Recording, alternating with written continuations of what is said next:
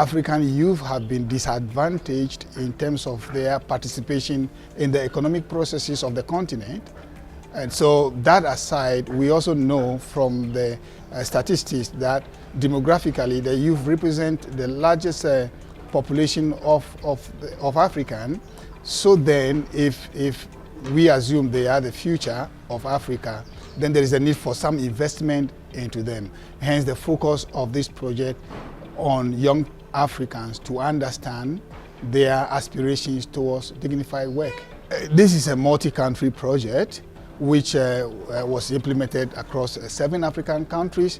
We have Ghana, we have Ethiopia, Nigeria, Uganda, Kenya, Rwanda, and Senegal. It combines 3 key things. 1, the research components, 2, the policy engagement component, and then 3, the capacity building component. So right from the design, we weaved all these 3 things together. We anticipated that it would have generated knowledge and improve our understanding of youth aspiration, resilience, adaptability towards dignified and fulfilling work.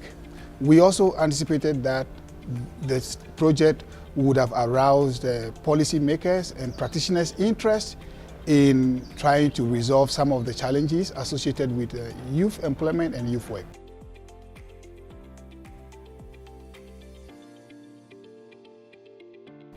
My experience was largely positive and fascinating in terms of sitting down with young people and learning from their stories of aspirations, what they aspire to do. One of the interesting things with this research is that unlike conventional research where we focus mostly at the household level and you always get heads of household responding to young people's issues, but for this research we adopted methods that were youth-friendly, that young people could easily identify with and share with us their stories of hope, their stories of challenges, their stories of barriers, and also their resilience in terms of the strategies that they adopt in responding to challenges that they face. So overall, it was very interesting and fascinating to listen to young people talk to us, share their views, share their perspective on issues that are of particular importance to them. One of the lessons I've learned from this research is that the youth has a lot to say and we have to listen. And they're very much vocal if they're given the opportunities, and no one can speak for them but themselves. And this research, I think, have accomplished that. And maybe on a personal note, what I've learned is that while striving to change the lives of the young people, our lives have changed as research assistants by learning different skills from seasoned expertise, scholars from over 7 countries. So that's a lot to take in from one research, and that can be taken as a takeaway for others to learn from this engagement. This project brought out the whole concept of success. Youth think that success is when they have financial freedom and economic independence. And that was very key. It came out very strongly. The other one is the majority of the youth, more than half the population of youth across the countries, they aspire to get into entrepreneurship. When it comes to what they consider as dignified and fulfilling work, they felt that they want safety and respect. When it comes to aspiration, they aspire jobs that give them that fulfillment, but also more importantly, they aspire to get education and skills. We have been able to come out with policy recommendations that we can present to the various policy-making systems within the 7 countries. That was major, but we also had offshoots. Like for example, capacity development was key. We've been able to capacity build our early and mid-career researchers. But of course, we have findings that contribute to our general understanding of youth employment and youth empowerment. We partnered with our strategic partner, the MasterCard Foundation. and the various country researchers and their teams and institutions. And we adopted a methodology that we use. We have innovated a methodology called Utafiti Sera. Utafiti Sera approach is basically creating space for researchers and policy makers and other stakeholders to work together through a co-creation process.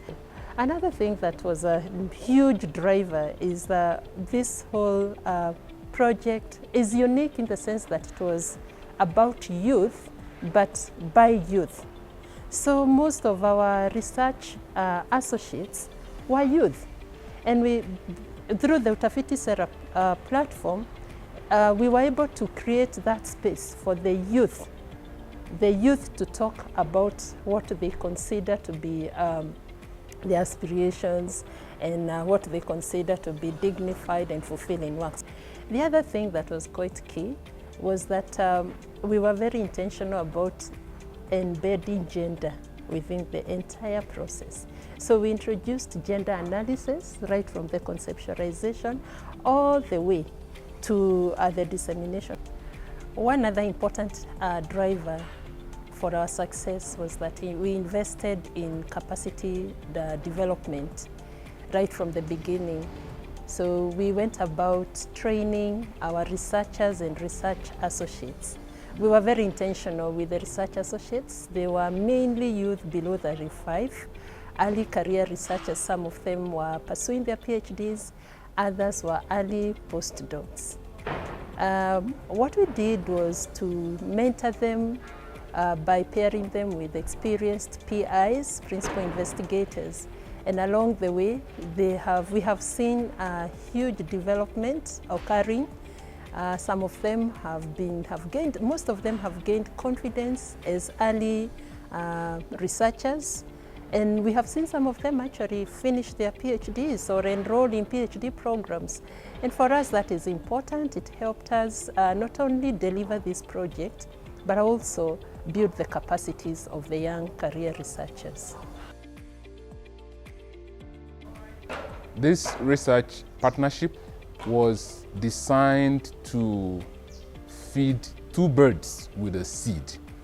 The first part of the design was to help us understand young people's definitions, descriptions, and criteria for dignified and fulfilling employment, their resilience, and their aspirations.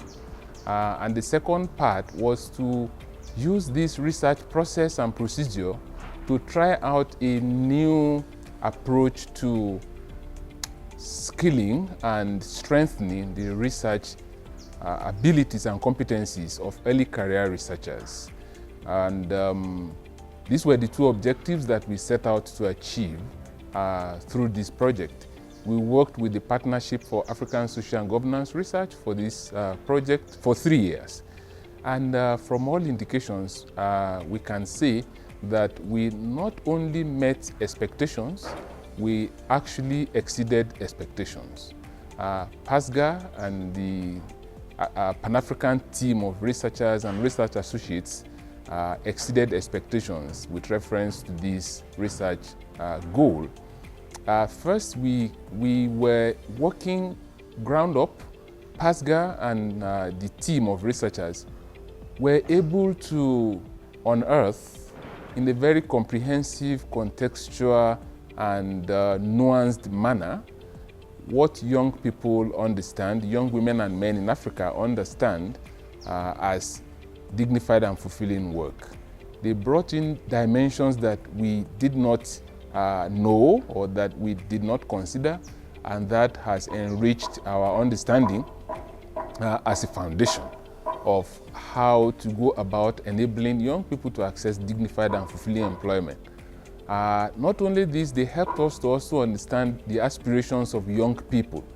And the more we looked at the findings of this research, the more we realized that we need to spend a lot more time just trying to understand young people.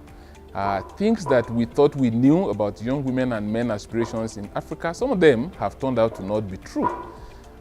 Some are even difficult for us to understand. Take, for instance, the finding that some young people, many young people want to have graduate degrees, yet they do not want to be employees. They do not mind having a graduate degree in geology, for instance, but then setting up a business in IT. And this is difficult, or if not impossible, for anybody to have imagined. But now that is the reality. And so, with reference to skilling early career researchers, we have also exceeded expectation. I mean, our partnership has exceeded expectation.